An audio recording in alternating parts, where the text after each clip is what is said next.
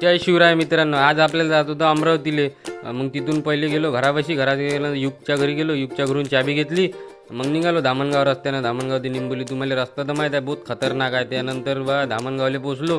मग ताई म्हणे एक सामान आणून दे म्हणे. मला ठीक आहे म्हटलं. मग ताईच्या घरी गेल्यानंतर सामान घेऊन कुठं जाऊ म्हटलं, तर जाय म्हणे नगर परिषदपाशी, तिथून जिलेबी घेऊन ये म्हणे. मला ठीक आहे म्हटलं. जिलेबी घरी नेऊन दिली. मग टाकलं पेट्रोल जुन्या धामणगावला येऊन पेट्रोल टाकलं. त्यानंतर निघालो. तुम्ही म्हणा ह्या अमरावतीला चालला गायले बा. हे बबली भैताड तुत्रीनं गाडी विसरली होती निंबोलीला. मग इले नेऊन द्यायची होती. मग डायरेक्ट आलो बा तिथं मांजर खेळले आल्यानंतर आद्याने विचारलं मला काय जायचं आहे म्हटलं. ते म्हटलं बबरी म्हटलं गाडी विसरली म्हटलं, इथं लोक चाबी विसरते, हे गाडी विसरली म्हटलं, तर मग नेऊन द्यायला जायचं आहे म्हटलं. ठीक आहे म्हणे. मग पोचलो अमरावतीमध्ये. अमरावती पोचल्यानंतर मग तिथं दहीहंडी दिसली बा मला. दहीहंडी पाहायला गेलो तर मग तिथं दिसला मला धामणगावचा फ्रेंड्स ग्रुप. मग ते म्हटलं आता आपल्याला सपोर्ट तर करावंच लागते म्हटलं. मग त्याची सलामी गिलामी देणं चालू होती, गाणे फाणे चालू होते. मग खतरनाक माहोल होता. त्यानंतर ते बघितलं बा. त्यानंतर मग आलो नाश्ता करायला आलो. तर मग आदित्य म्हणते आपल्याला घराकडे जात म्हणते, आता गाडी तर दिली म्हणते आपण. मी म्हटलं थांब म्हटलं, समीर बोले जीप घेऊन बोलावतो म्हटलं. मग जीप आली होती. मग त्यानंतर घराच्या रस्त्याने निघालो आम्ही. त्याला मग आजचा ब्लॉग इथं संपवतो, बाकीचं उद्या बोलू.